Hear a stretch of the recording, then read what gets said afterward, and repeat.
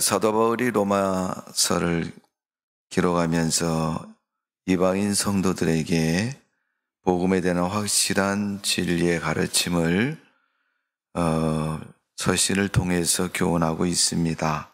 하나님은 바울을 통해서 위대한 일을 이루셨고 하나님의 구원과 은혜를 그 글 속에 기록하셔서 담고 있습니다. 원래 우리에게 성경이 있으면 하나님의 큰 축복과 은혜인 줄로 믿습니다. 지구상에는 수많은 사람들이 살고 수많은 나라가 있습니다. 그런데 그 많은 나라가 다 각자 언어를 가지고 있습니다. 말을 가지고 있고 글을 가지고 있다는 얘기입니다.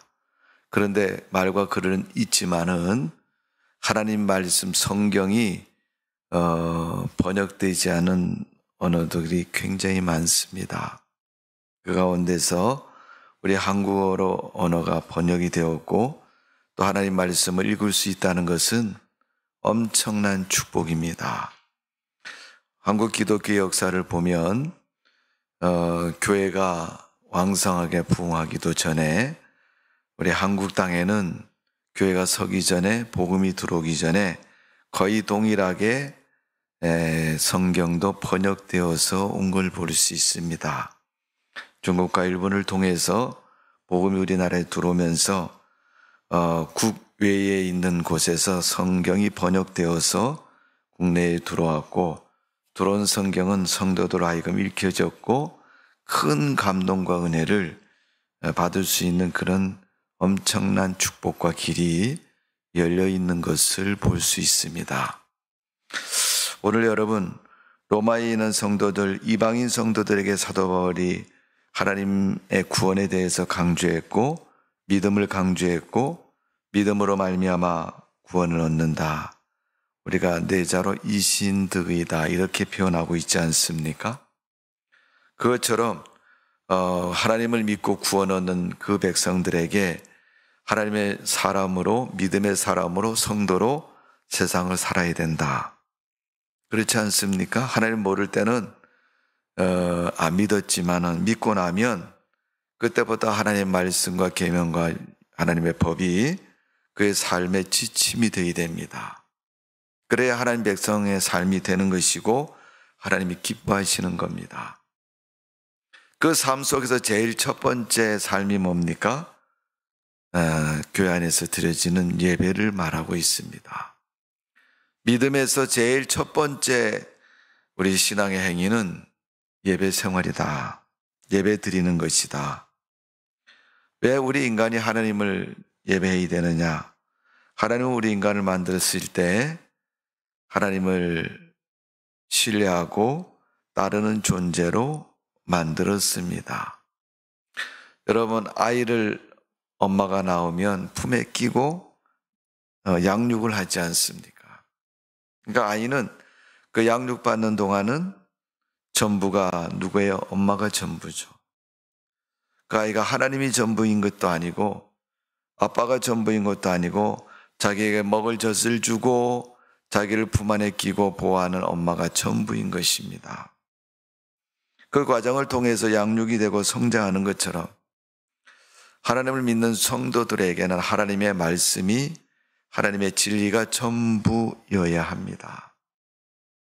그래서 신앙도 여러분 뿌리가 좀 잘 내린 다음에 태풍이 불든 홍수가 나든 무슨 환경적인 변화가 일어났을 때 대처할 수 있는 능력이 생기지만 그렇지 않고 뿌리를 내리지 못한 상태에서 그런 일들을 당하게 되면 통째로 넘어질 수가 있습니다.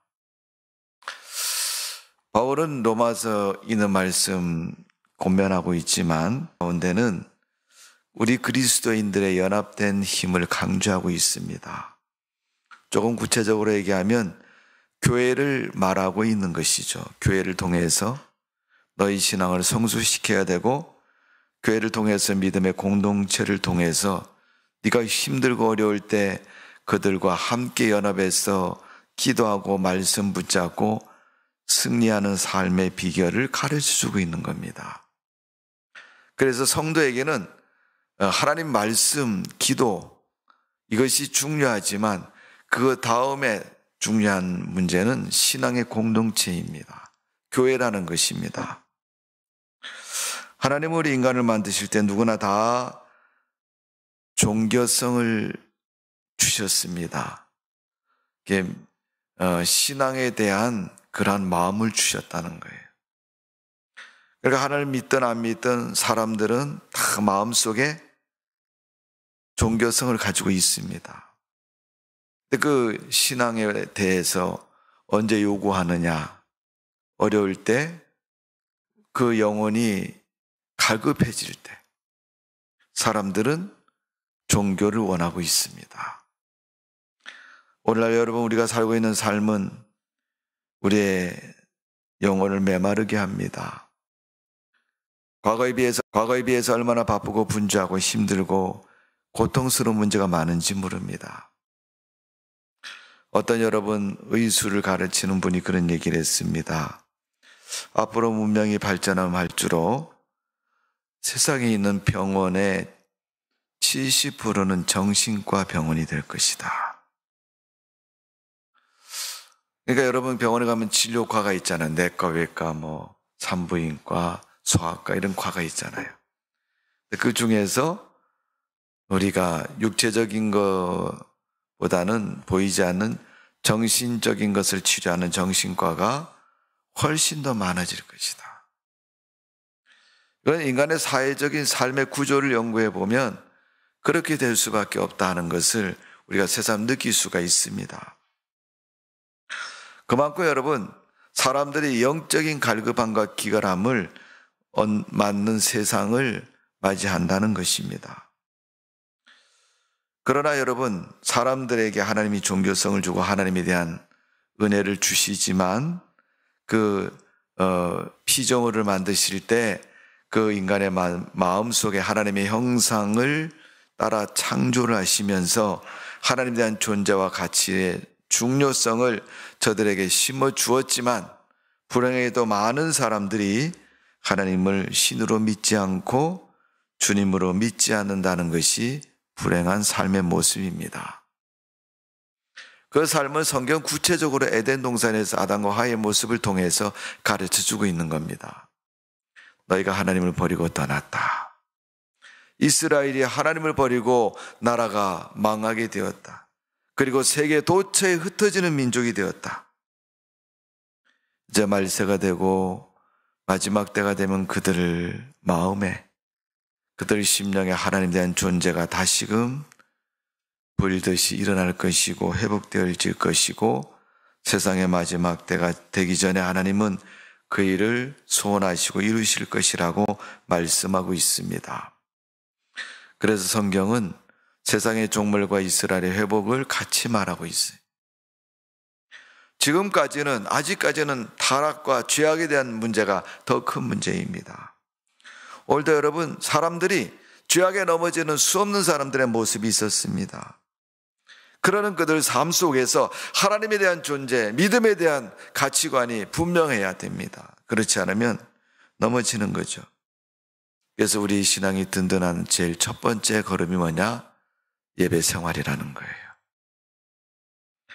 여러분, 신앙생활 잘한다고 얘기하고 저 사람 믿음이 좋아, 어떻게 저런 좋은 믿음이 있을까? 그렇게 얘기하는 사람도요, 정말 믿음이 좋은가 그렇지 않은가를 예배 생활을 보면 알 수 있습니다. 사람들이 다 칭찬을 하고 그에게 찬사를 보내도 그가 하나님 앞에 드리는 예배가 엉터리면 그 신앙은 엉터리 신앙인 것입니다. 많은 사람이 하나님이 참신인 것을 인정하지도 찾지도 않고 더러운 귀신과 어두운 영에 사로잡혀 사는 모습을 볼 수 있습니다. 그들이 왜 하나님 앞에 나오는 그 교회의 문턱을 넘지 못하고 망설이고 있느냐? 그것은 바로 어둠의 세력이 그를 붙잡고 있기 때문에 그렇습니다. 성경은 예배를 제사라는 표현으로 사용하고 있습니다. 오늘 로마서 12장 1절을 읽어보면 하나님이 기뻐하시는 거룩한 산 제물로 드리라. 제물을 드린다는 것은 제사를 드린다는 것이고, 제사는 오늘날 우리의 믿음에서 예배를 말하는 것입니다. 근데 하나님이 기뻐하는 제사가 뭐냐? 그 기뻐하는 산 제사가 바로 영적인 예배이고, 영적인 예배는 하나님 앞에 드려지는 예배가 어떤 예배인가를 가르쳐주고 있는 거예요. 첫 번째는 거룩한 제사로 드리라. 거룩한 제물을 드리라고 말한 것은 거룩한 제사를 드리라는 겁니다. 거룩이란 말은 헬라어로 코데시라라는 단어를 사용합니다. 코데시는 뜻이 분리한다는 거예요. 나눈다는 겁니다. 사람들이 세상을 살면서 마음이 안 맞으면 나눕니다. 야, 너랑 나랑 갈라자. 여러분, 하나님의 큰 일꾼인 사도 바울도 선교 여행하는 동안 나누지 않습니까? 바나바랑. 그래서 바울과 바나바가 한 팀이 되어서 복음을 전하고, 또 안디옥 교회에 함께했던 바나바와 또 마가는 또 다른 팀이 되어서 또 전하고, 또 바울과 실라도 한 팀이 돼서 다른 선교지를 통해서 복음을 전하고, 그러니까 서로 추구하는 목적, 마음이 일치되지 않았을 때, 여러분 운동회 같은 거 할 때 보면 흔히 하는 게임 중에 2인 삼각이라는 그런 게임이 있잖아요. 다리를 묶고 세 사람이 다리 한 짝씩 묶고 가운데 사람은 양 다리를 다 묶겠죠. 그래가지고 세 사람이 앞으로 전진해서 가잖아요. 근데 다리를 묶었기 때문에 옆에 사람 다리하고 내 다리하고 같이 이동해야 됩니다. 따로따로 이동하면 묶은 것이 여러분 언밸런스가 돼서 앞으로 잘 이동할 수가 없는 거예요. 그러니까 가운데 있는 사람 오른발, 왼발 이렇게 나갈 때 양옆에 있는 사람이 그것이 어떻게 해요? 같이 움직여야 됩니다.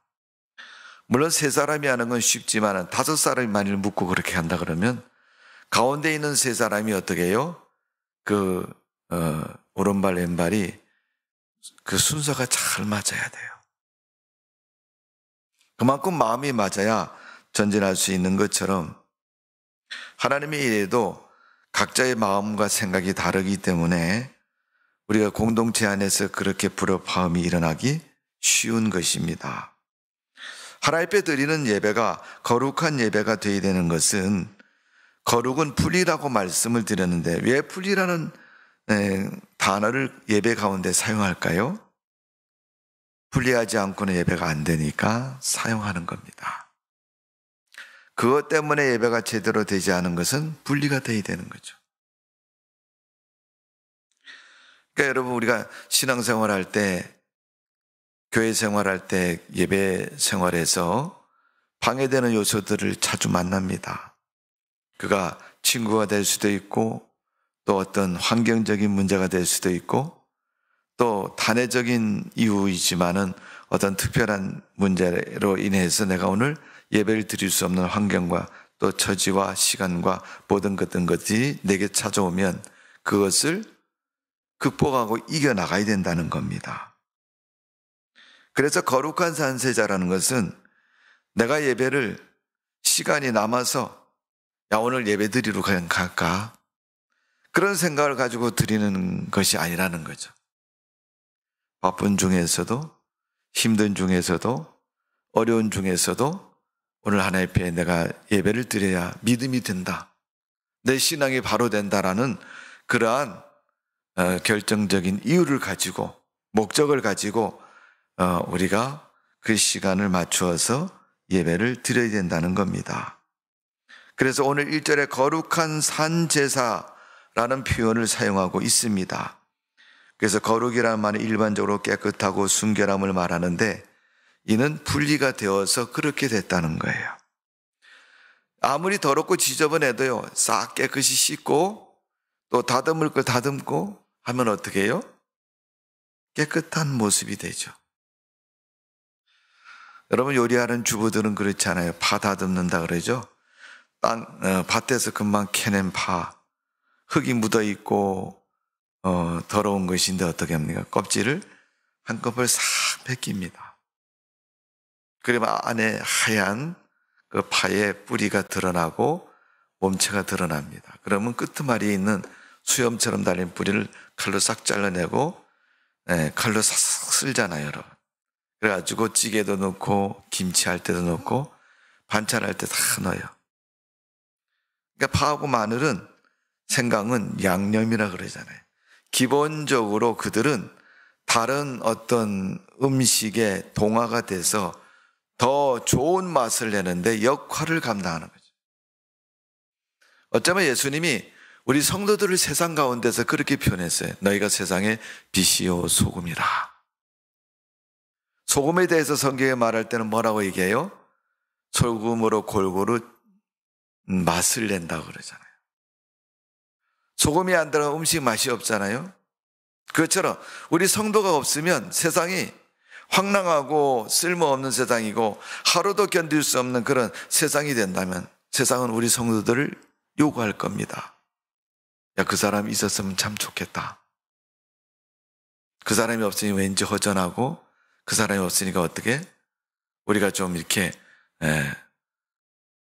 이 모임이, 공동체가 좋은 공동체에서 뭔가가 참 빠진 것 같다, 이런 생각을 하지 않습니까? 그러니까 하나님 앞에서 거룩하다는 말은 하나님 앞에 드려지기에 합당한 모습, 정말 재물다운 재물이 되어지는 거죠. 그 재물이 누구라 그랬죠? 지난 시간에 예배에 대해서 말씀을 드릴 때 내가 재물이 되어져야 된다 그랬죠. 내가 신앙생활하는데 하나님 앞에 재물이 되어져서 드려져야 된다. 그러기 위해서 내가 어떻게 살아야 돼요? 재물이 되기 위해서는 성별되고 구별된 삶을 살아야 된다. 그게 오늘 여러분 로마서 12장 2절에 보면 이 세대를 본받지 말고 또 마음을 새롭게 해야 되고 변화된 모습이 돼야 되고, 그래야 재물이 될 수 있는 겁니다. 죄와 분리되고 구별된 모습, 그것을 거룩이라고 얘기를 합니다. 구별된 그 모습으로 하나님 앞에 드려져야 온전한 재물이 되어진다는 겁니다. 그래서 순결과 깨끗함을 강조하는 재물의 이유가 거기에 있습니다. 성경 레위기 19장 2절의 말씀을 보면 너희는 거룩하라, 나 여호와가 너희 하나님이 거룩함이니라. 하나님이 거룩하니까 너희도 거룩해야 된다, 이렇게 얘기죠. 성경은 우리 인간을 누구의 형상을 닮았다고? 하나님의 형상을 닮았다 그랬어요. 그런데 범죄하고 나서부터 하나님의 형상을 잃어버렸습니다. 도무지 그 형상이 나오지 않습니다. 그냥 인간의 갖지 말아야 할 세상적인 것만 나오는 거예요. 조금 심하게 말하면 그것을 어떤 사람은요, 마귀의 형상이라고 그렇게 표현하는 사람도 있어요. 마귀는 분리하지 말아야 할 것을 분리시킵니다. 하나님의 거룩은 분리되어야 할 것을 분리시키는 거예요. 믿음은 여러분 분리시켜야 될 걸 분리시키는 겁니다. 그런데 여러분 사단은 분리시켜야 할 것은 분리 안 시키고 분리시키지 말아야 할 걸 분리시켜버려요. 그래서 악하게 만들고 타락하게 만들고 범죄하게 만들고 넘어지게 만드는 것입니다. 하나님이 거룩한데 그 하나님을 믿는 백성들도 당연히 거룩해야죠. 우리 아버님이 이시성을 가지셨는데 나도 어떻게 아버님의 성을 따라서 정통적으로 이시성을 갖는 그런 사람, 그런 이름을 갖는 것처럼 우리가 하나님의 형상, 하나님의 성품, 하나님의 거룩함을 닮은 성도로 믿음으로 살아가야 될 줄로 믿습니다. 시편 22편 3절의 말씀을 보면 이스라엘의 찬송 중에 거하시는 주여 주는 거룩하시니이다. 하나님이 찬송 중에 거하신다 그러면서 계신 하나님 어때요? 거룩한 하나님입니다. 그분이 인간 속에 계신다 할지라도 그 하나님의 거룩함이 바뀌어져서 계시는 건 아니에요. 그분이 인간의 세계 속에 오실 때는 사람의 육신의 몸으로 오셨지만은, 그분이 사람의 육신의 몸으로 오셨지만은 그분은 거룩함 절대 잃지 않고 그 거룩함 그대로 오셨습니다. 그래서 거룩함은 어쩌면 하나님의 가장 기본적인 속성 중에 하나라고 얘기해요. 네. 여러분, 그 고추 있잖아요. 우리가 김치를 할 때 보면 고추를 쓰잖아요. 고추장 만들 때 고추를 쓰잖아요. 매운 고추. 고추의 속성이 뭐예요? 맵잖아요, 여러분. 고추에 따라 매운 정도가 좀 다를 뿐이지 기본적으로 고추 그러면 사람들이 어떻게 해요? 야, 이거 매워 안 매워? 이렇게 먼저 물어보는 거예요. 매운 걸 좋아하는 사람은요, 이거 매워. 지영자 권사님 매운 고추를 좋아하시는데 제가 항상 들어보면요, 권사님 맵죠? 딱 좋대요. 엄청 매운 걸 갖고 와서 권사님 드세요. 매운 고추 좋아하시니까 드시면서 맵죠, 권사님? 먹기 딱 좋은데요. 아주 매운 것도 딱 좋다 그러고 좀 덜 매운 거 그건 또 딱 좋다고 얘기하시고,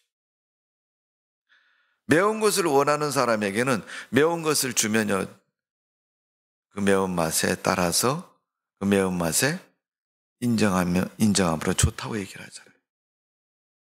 하나님을 닮은 성도들은, 하나님 백성은 거룩함이 그 속에 내재되어 있고 그 속성 속에 있어야 됩니다. 그러니까 여러분, 세상과 분리되는 것, 세상과 싸우라는 얘기 아닙니다. 세상을 배척하라는 얘기 아닙니다. 우리가 여러분 세상 다 배척하고 어떻게 세상을 살겠습니까? 사실은 눈만 뜨고 몇 걸음만 나가면 세상 사람들과 어울려 살아야 되고 함께 해야 되고, 여러분 싫든 좋든 그 사람이 가까이 있기 때문에 나와 삶을 공유하면서 살아가야 됩니다. 그런데 그렇게 살아도 내 속에는 크리스찬의 하나님의 속성을 가진 성도로서 어떻게 해요? 거룩함을 가지고 살아야 돼요. 믿음의 속성을 가지고 살아가야 되는 겁니다. 그게 그렇게 되어야 우리가 하나님 앞에 드려지는 거룩한 산제사가 될 수가 있는 것입니다. 그러니까 여러분, 예를 들어서 어떤 제물을 드리는데, 이렇게 드리는데, 신께 드리는데 꼭 닭을 드려야 된다고 가정해 봅시다. 그러면 돼지도 있고 소도 있고 양도 있고 염소도 있는데 그건 다 제물이 아닌 거예요. 그걸 빼고 어떻게 해요? 꼭 닭을 찾아서 닭을 가지고 드리는 것. 일종의 얘기하면 거룩한 의미는 그런 것을 말하는 거예요. 하나님이 받으시기에 합당하고 하나님이 원하시는 그 제물을 드리는 것. 그 제물의 속성이 뭐예요? 거룩함이라는 거예요. 그래서 우리가 예배를 드릴 때는 내가 거룩해져야 된다라는 마음을 가지고 죄와 세상과 분리해서 내가 하나님 앞에 예배를 드려야 됩니다. 그래야 하나님 받으시는 그런 예배가 되어지는 줄로 믿습니다. 그래서 시편 22편에서는 이스라엘 찬송 중에 거하시는 주여 주는 거룩하시니이다.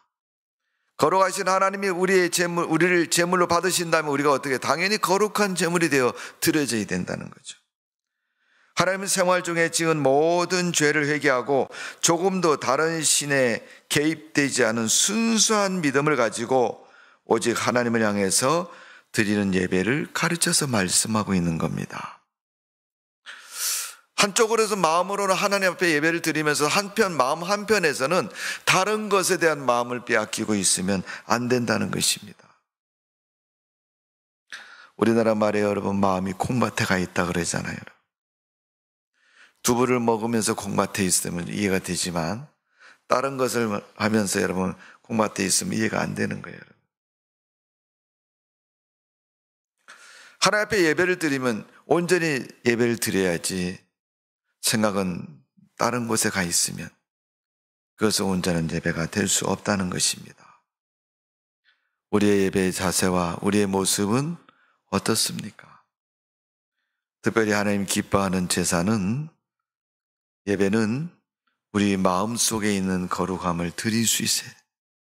껍데기만 드리지 말고 우리 마음을 거룩히 드려야 된다.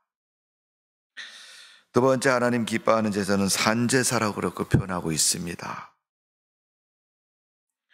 오늘 이제 너희 몸을 하나님이 기뻐하는 거룩한 산제사로 드리라. 산 예배로 드리라. 살았다는 건 생명이 있다는 거 아닙니까? 죄와 형벌로 죽을 수밖에 없는 그 인간의 상태가 하나님의 은혜로 살아난 생명을 얻은 그런 존재가 되었습니다. 그 살아난 사람이 드리는 예배가 산제사가 되는 겁니다. 그래서 이 세대를 본받지 말라고 말하고 있고 마음을 새롭게 변화를 받으라고 말하고 있습니다. 하나님의 선하시고 기뻐하는 온전한 뜻이 무엇인지를 분별하는 생활을 해라. 그래야 생명이 있는 존재가 되어서 하나님께 예배를 드릴 수 있다는 겁니다. 우리는 죽은 제사를 드릴 때가 많습니다. 하나님이 기뻐하지 않는 예배를 드릴 때가 많이 있다는 겁니다. 하나님이 기뻐하는 제사는 생명이 있는 제사인 겁니다. 이 생명이 있는 제사는 영적인 예배를 드리는 거예요. 하나님과 영혼이 교통하고 소통하는 예배가 드려요. 그래서 하나님이 주시는 은혜에 감동되어지는, 이스라엘 첫 번째 왕이 사울 왕인데 이 사울 왕이 하나님의 감동을 입습니다. 성령의 감동을 받게 됩니다. 구약 성경에 보면 라마의 선지자들이 모여서 기도하고 하나님을 예배드리고 또 하나님 말씀을 연구하고 하나님의 은혜를 갈구하는, 요즘 얘기하면 우리나라 정서적으로 보면 기도원 같은 곳이에요. 아니면 하나님의 말씀을 가르치는 선지학교 신학교라고 얘기해야 될까요? 사람에 따라 표현이 좀 다르지만 어떤 분은 그거 라마를 신학교라고 말한 분도 있어요. 거기서 하나님 말씀을 듣고 감동되고, 그러니까 시간이 나면 기도하고 성경 읽고 공부하고 하나님의 은혜를 추구하고, 그러니까 늘 그 곳에는 기도 소리가 끊이지 않습니다.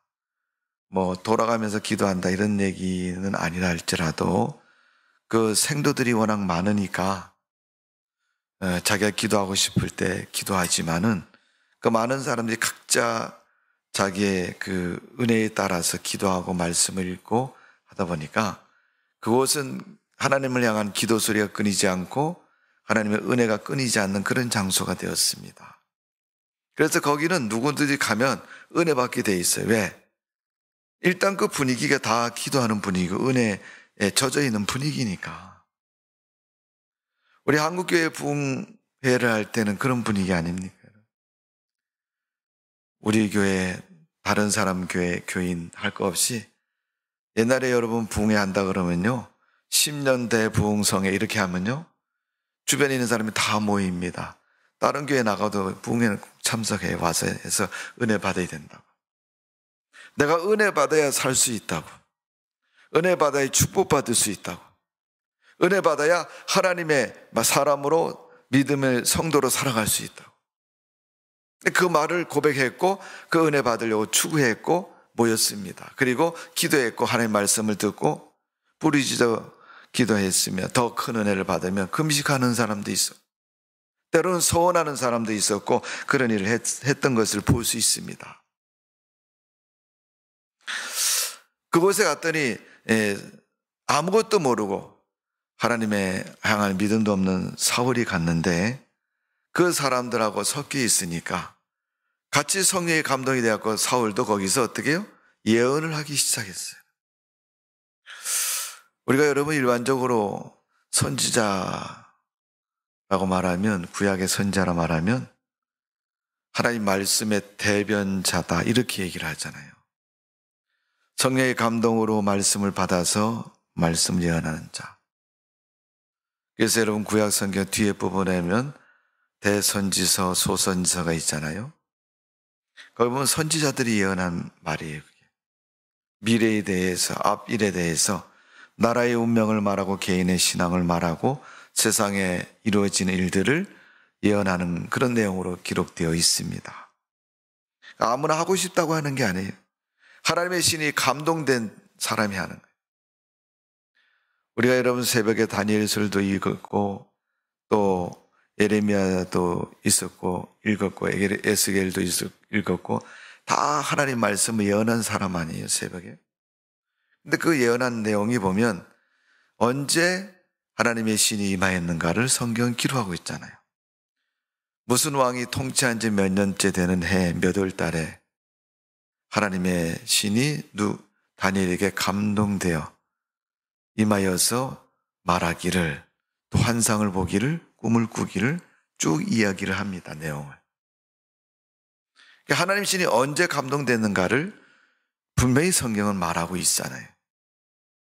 그것처럼 여러분 선지자라고 말하면 믿음 가운데서 하나님의 은혜 가운데 살다가 그런 은혜와 감동을 받아서 예언한 사람이 선지자들이에요. 아주 신앙적인 면에서나 모든 면에서 지도자였고 또 신앙에서 선생과 같은 사람이 예언자들입니다. 근데 신앙이 없는 사울도 그곳에 갔더니 같이 감동이 돼서 예언을 하는 사람이 됐다. 사무엘 선지자가 다윗을 왕으로 기름 부으면서 축복 기도를 하는데 하나님의 거룩한 왕으로서 이 나라를 잘 통치하는 그런 예언자적인 은혜를 축복 기도를 해줍니다. 왕이기 때문에 나라를 믿음으로 다스려야 되기 때문에. 그래서 그런 기도를 해주는 것처럼 하나님을 믿고 성령에 감동된 모습으로 살아가는 성도가 되어야 그 성도는 영적인 생명력이 있는 거예요. 영적인 생명력은 성령에 감동된 사람만이 가질 수 있는 것이고 이루어지는 것입니다. 그러기에 우리는 새벽에도 기도하고 수요일 날도 모여서 예배드리고 기도하고 금요일 날도 여러분 심야 기도에 모여서 예배드리고 기도하는 겁니다. 여러분 한국 기독교가 이렇게 교회가 번성하고 지금까지 복음의 사명을 잘 감당하는 이유가 예배에 달려있는 것이고 예배를 통해서 하나님 주시는 영적인 힘 때문에 가능한 것입니다. 그래서 여러분 일주일에 예배를 횟수를 보세요. 여러분 잊어버릴 만하면 모여서 예배 드리는 거예요. 주일날 예배 드리죠. 물론 새벽 예배는 매일 새벽마다 드리지만 수요일 3일 전 예배가 있잖아요. 또 이틀 지나고는 금요일 구역 예배를 드리든 심야 기도를 드리든 철야 예배를 드리든 예배를 드리잖아요. 그러니까 매일은 아니라 할지라도 구약에 있는 이스라엘 백성들은 상번제를 드렸다 그랬어요. 아침과 저녁에 매일 제사를 드렸다 그랬어요. 삶이 부유하고 넉넉해서 짐승이 많은 사람은요 제물을 아주 열심히 드렸습니다. 그리고 아무리 가난한 사람도요 믿음이 없는 사람도요 절기 때는 꼭 예루살렘에 모여서 하나님을 찬양하고 예배를 드렸습니다. 그게 구약에 있는 이스라엘 백성들의 신앙의 모습이에요. 왜 그들이 그렇게 예배를 강조하고 그렇게 드렸겠어요? 생명 잃지 않으려고. 여러분 왜 하루에 3끼 밥 먹어요? 안 죽으려고 먹는 거잖아요. 그죠? 밥 안 먹고 살 수 있나요? 육신의 음식을 공급해줘야 살 수 있는 거잖아요. 물 마셔야 되고 음식 먹어야 되고. 육의 생명을 유지하는 데 공급하는 영양소처럼 우리 인간의 영적인 생명, 하나님 말씀과 하나님의 은혜와 성령의 감동이 있어야 우리는 생명을 유지할 수 있는 겁니다. 영적인 생명이 있어야 산제사가 될 수 있는 것입니다. 영적으로 깜깜하고 암울하고 죽어있는 영혼이 되면 아무리 드려줘도 그는 여러분 제사가 될 수가 없습니다. 물론 여러분, 제물은 잡아서 드리는 것이 제물입니다. 근데 죽은 것을 잡지는 않습니다. 반드시 살아있는 짐승을 잡습니다. 그 생명의 희생은 죄값을 의미하고 있는 거예요. 그래서 이스라엘 백성들 드리는 레위기에 있는 제사는요, 거의 다 죄의 용서를 위해서 드리는 제사. 한 가지 화목제만 빼고 나머지는 다 죄와 관련되어 있는 제사. 오늘 여러분, 우리가 주 안에서 날마다 성령에 감동된 자가 되어 영적으로 살아있는 생명력이 있는 믿음의 성도가 되어지기를 바랍니다. 그래서 그 몸을 이끌고 와서 예배를 드려야 하나님 앞에 영적인 예배가 드려질 수 있는 겁니다.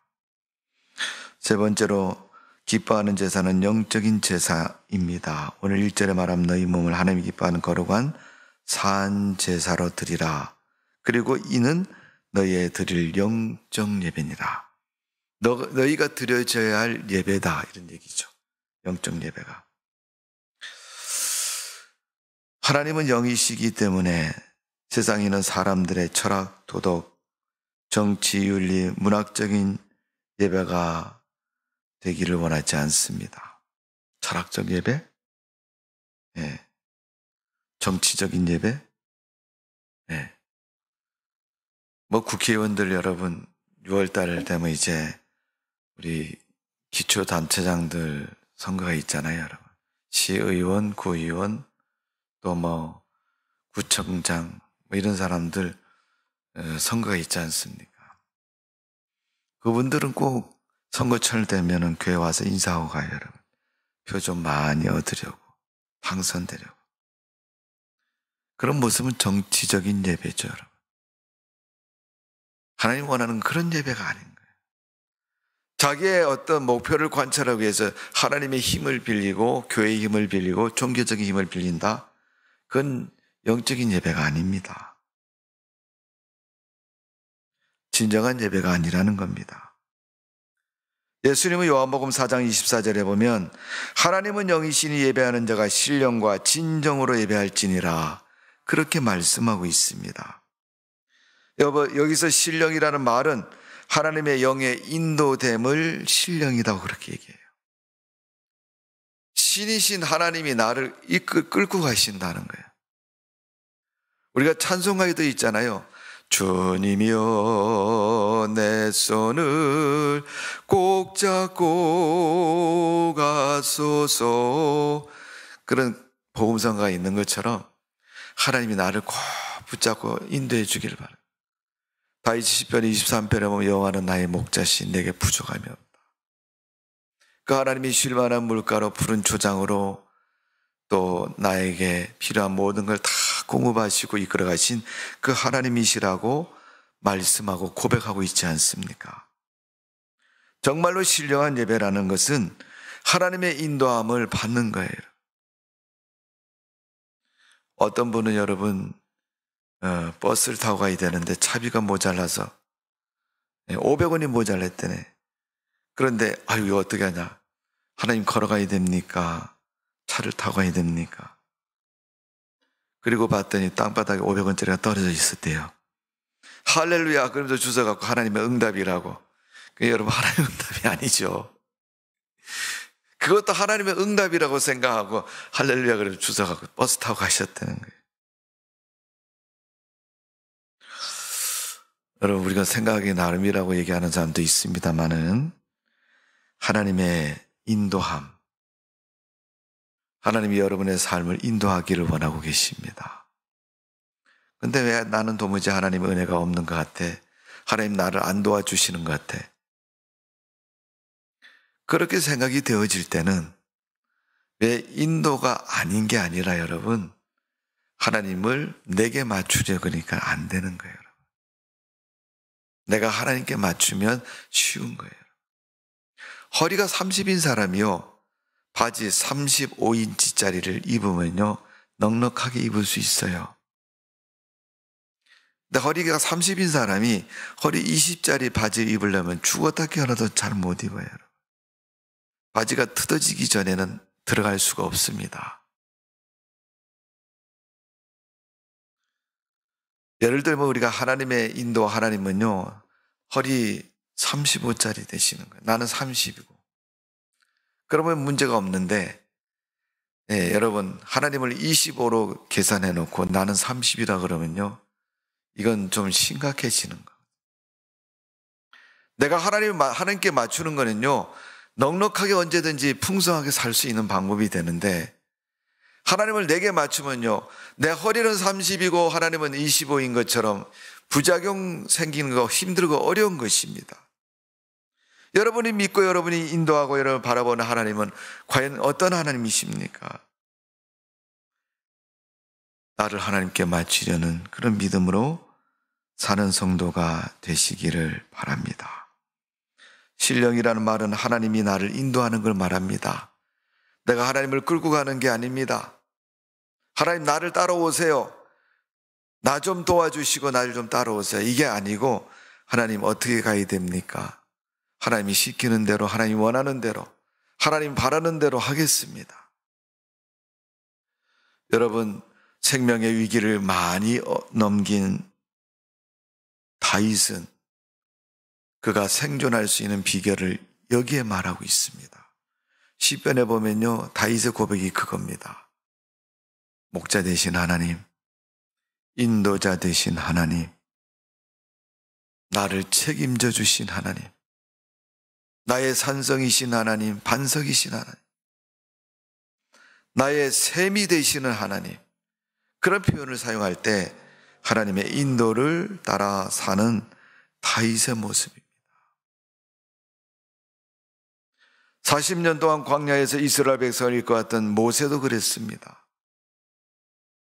백성들이 막 소동을 치고 난리를 치는 거예요. 아니 모세야, 애국에 그 좋은 땅 많은데 우리를 애국에서 그냥 죽게 두지 끌고 나와가지고 이 광야에서 다 죽이려고 하느냐, 막 그렇게 원망하잖아요. 매장지가 없어서 어떻게 애국에서 그냥 매장하지, 이렇게 광야에 매장하려고 우리를 끌고 나왔느냐, 막 원망과 불평을 쏟아놓습니다. 그때 하나님이 모세에게 그 어려운 문제를 들으시고 다 해결해 주시죠. 물 없다고 나를 치면 반석에서 물 나게 해주시고, 배고파 죽겠다 그러면 만나와 메추라기를 공급하셔서 부족함이 없도록 도와주시고, 광야에서 여러분 피골이 상접할 정도로 힘들고 어려운 그런 피곤 속에 있는데 아말렉 군대와 싸움에서 반드시 이길 수 있도록 하나님이 축복해 주신 걸 볼 수 있습니다.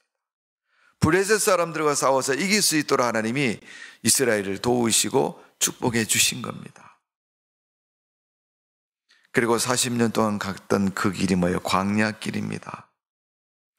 여러분 지도를 보시면 가나안 땅이 있으면 가나안 땅 밑에 부분에 뭐가 있냐면 블레셋 사람들이 있어요. 이 블레셋 사람은요, 이스라엘 역사 속에서 아주 가시 같은 사람이에요. 그런 블레셋 땅이 있는데 가나안 땅하고 블레셋 땅 사이에 뭐가 있냐면 광야가 있어요. 광야. 이 광야가 사람들이 잘 안 갑니다. 왜? 잘못 가면 죽으니까 거기 안 가려고 그래요. 근데 하나님이 이스라엘 백성을 그 광야길로 이렇게 데리고 이렇게 지나가셨어요. 이렇게 광야길로. 딴 사람들 다 피해서 이제 회피하는 그 길을 어떻게 해요? 지나가는. 그러니까 여러분 사람도 없는 그 길을 지나갈 때 여러분 거기에 있는 자연적인 조건만 해결하면 위험하지도 않은 거예요. 여러분 전쟁 일어날 일도 없고요, 싸울 일도 없고요, 죽을 일도 없고요. 고개를 이렇게 하나님이 이렇게 지나가게 하시는. 눈으로 볼 때는 여러분 광야, 야 그거 못 쓰는 땅, 언제 죽을지 모르는 땅에 이렇게 얘기하지만 하나님이 그 광야 속에 이스라엘 백성을 집어넣으시고 그들이 거기서 먹을 수 있는 거, 마실 수 있는 걸 다 공급해 주시는 거예요. 그러니까 사람들은 야 저기는 갈 데가 못 돼, 그리고 안 가. 근데 그 사람들만 지나가. 근데 이 경로를 나중에 보고 감동하고 놀란 사람이 누구냐면 기생라합이라는 사람이에요. 여리고성 무너뜨릴 때 여러분 정탐꾼이 가서 라합 집에 숨어 있잖아요. 근데 그 라합하고 얘기를 합니다. 대화를 하는데 라합이 뭐라 그러냐면 그 정탐꾼들을 보고 당신의 하나님 위대하신 하나님이시라고 그래요. 자기가 아무리 생각하고 뜯어보고 생각해봐도요, 이스라엘 백성들이 지나온 그 광야 길이요, 그건 불가능한 일이거든요. 그들은 지나왔습니다. 거기를 안 죽고 지나왔어요. 그리고 이제 여리고성을 싸우려고 지금 여리고성에 정탐꾼을 보낸 거예요. 그러니까 기생 라합이 그 하나님을 남달리 보고 그런 하나님에 대한 어떤 복음도 어떤 진리도 역사도 직접 경험하지 않았는데 그 이스라엘 백성들이 지나간 그 발자취만 보고도 하나님을 믿게 된 거예요. 여러분. 참 위대한 믿음을 갖게 되는 거죠. 성령의 인도는 우리를 강하게 만들고 우리를 하나님의 존재와 가치 있는 존재로 만드시는 힘이요 원동력입니다. 그래서 하나님이 이 땅에 교회를 세우기 전에 초대교회 성도들이 마가의 다락방에서 기도할 때 성령을 기름 부었습니다. 왜? 하나님의 인도를 받게 하려고. 그래서 성령의 기름 부음을 통해서 인도를 받는 겁니다. 신령과 진정으로 예배하라 그랬어요. 진정이라는 말은 진리 안에서라는 뜻입니다. 하나님이 원하시는, 하나님이 받으시는 그 예배, 하나님이 명령하신 그 명령에 순종하는 것을 진리라고 얘기합니다. 진정한 진리는 하나님의 뜻에 순종하는 그런 모습입니다. 영적인 인도는 하나님의 성령에 감동된 후로부터 인도를 받는 삶이라면 그 인도받는 그 삶에 대해서 가치관을 들고 쫓아 행하는 것은 바로 진정한 진리의 삶을 사는 우리의 몫입니다. 그러니까 여러분, 우리가 감동을 받았는데 꿈꾸는 것처럼 이렇게 하고 그냥 넘어가면요 꿈이 되는 거죠. 그런데 우리가 꿈꾸는 것처럼 하나님의 감동을 받고 환상을 보고 꿈을 꿨고 감동을 받았으면 그대로 살아가면 그 삶이 어떻게 해요? 축복이고 간증자가 되는 겁니다. 하나님은 영적인 제사가 성도가 그 삶을 살아서 그 삶을 통해서 증거되어지고 하나님이 나타나지고 하나님이 받으시는 그런 삶이 되면 신령과 진정한 예배가 되는 것입니다. 오늘 여러분, 하나님 믿는 성도들이 하나님의 앞에 드리는 예배가 어떤 예배가 되어야 돼요? 삶과 관련성이 있고 성령과 일치된 삶이 되어야 하고 또 그 삶의 결과로 하나님이 기뻐하는 삶이 되어졌을 때 그것은 진정으로 가치 있는 예배가 되는 겁니다. 아들을 군에 보낸 엄마가 있는데 이놈을 군에 보내놨더니 군대 가서도 맨날 속썩입니다. 군 부대에서 부대장이 전해서 아무개 어머니, 아무개가 근무하다가 다쳤습니다. 놀래가지고 어디 다쳤어요? 얼마나 다쳤어요? 엄마가 급한 마음에 쫓아가 봤어요. 팔이 하나 부러졌대요.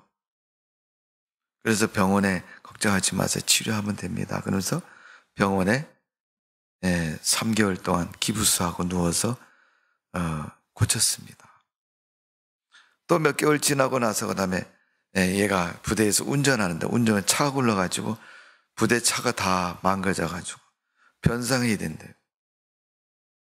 그래가지고 있는 땅 팔아가지고 변상해 줬어요. 또 한 3개월 있다가 또 사고를 내고 또 일이 나고 계속.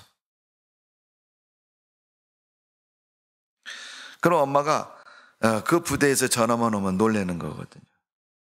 이놈이 이번에는 무슨 일을 저질렀을까? 군복무가 끝났습니다. 이제 제대할 날짜가 됐어요. 3년 동안 아들 얼굴을 제대로 못 보고 군복무 떨어져 있다가 군복무 마치고 왔는데 엄마가 아들이 반가울까요? 안 반가울까요? 반갑기도 하지만은 별로 안 반가워요.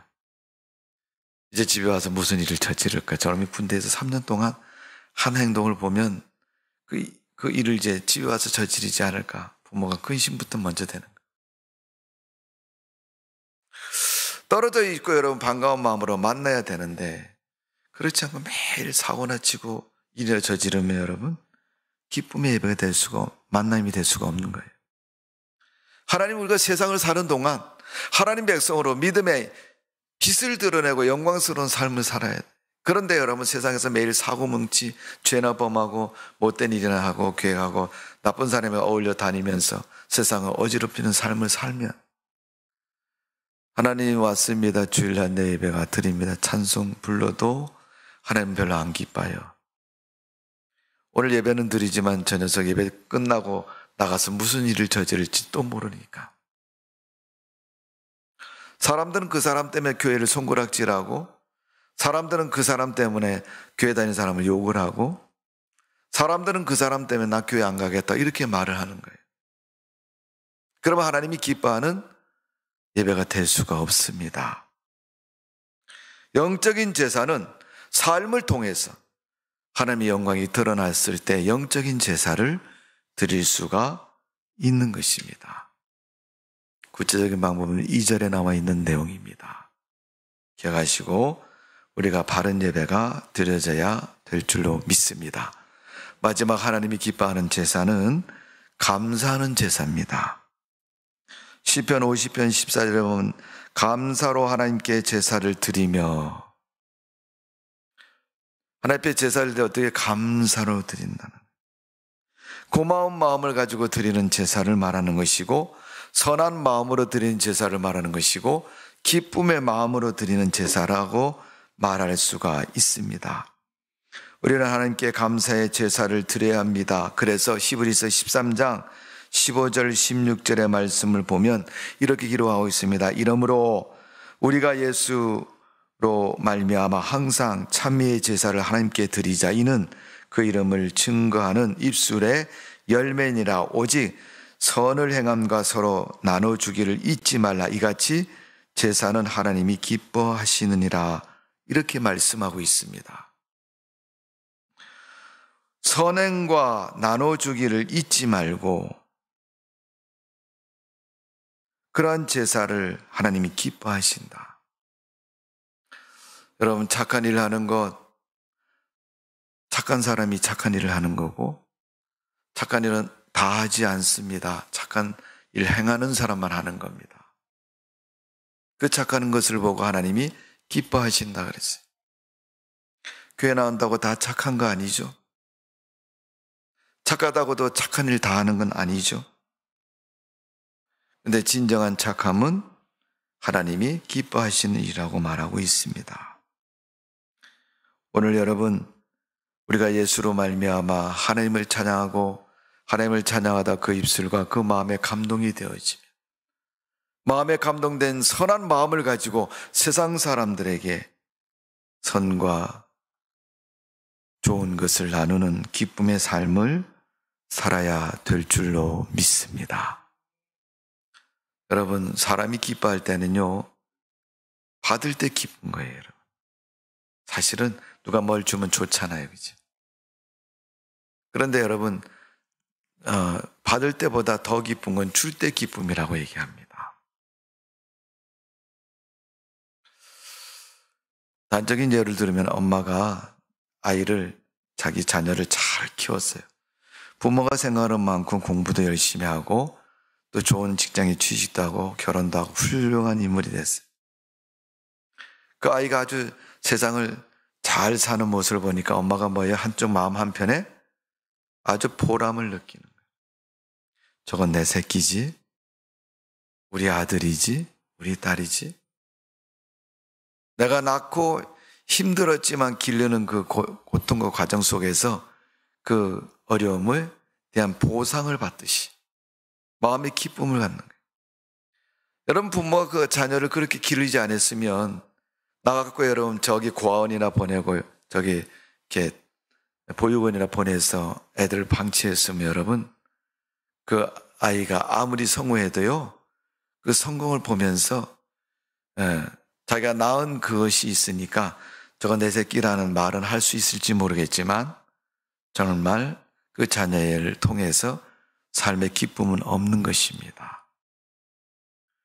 내가 뿌리고 심은 대로 여러분 마음에 기쁨을 얻는 것처럼, 그만큼 여러분 잘 안 됐을 때는 고통과 아픔도 느끼겠죠. 그것처럼 기쁨을 얻는 것처럼 우리가 믿음을 위해서, 신앙을 위해서 그렇게 살았으면 하나님은 그 예배 속에서 그 기쁨을 우리에게 보상하시고 축복해 주신다는 겁니다. 여러분, 세상에서 가장 아름다운 것은 감사인 것입니다. 범사에 감사가 있는 사람은 아름다움을 소유하고 있는 사람입니다. 감사 제사를 드리는 사람은 항상 생활에도 아름다움이 넘치는 겁니다. 네. 세상에 기쁨이 있기 때문에 그렇습니다. 내가 그것을 할 때는 힘들고 어려웠지만 그 결과 거기서부터 내가 귀한 기쁨을 얻게 된다. 이게 세상으로부터 내가 심은 대로 감사를 느끼고 받는 것입니다. 오늘 여러분 영적인 제사, 감사의 제사, 거룩한 제사, 산 제사, 오직 마음을 새롭게 하고 변화를 받아 주님이 기뻐하는 제사를 드리는, 예배를 드리는 성도의 진정한 예배인 줄로 믿습니다. 우리 예일교회 다니는 성도 여러분, 여러분이 드리는 예배는 모든 예배가 다 하나님이 기뻐하는 거룩한 산 제사 예배가 되시기를 주님의 이름으로 축복을 드립니다. 기도하겠습니다. 아버지 하나님, 은혜와 사랑을 감사드립니다. 우리가 드리는 예배가 하나님이 기뻐하는 예배가 되게 하여 주옵소서. 하나님이 인도하는 삶을 살고 하나님이 기뻐하는 성도의 삶이 되어서 하나님께 영광 돌리고 성도의 삶 되도록 은총을 내려 주옵소서. 감사와 영광을 돌려드리며 예수님의 이름으로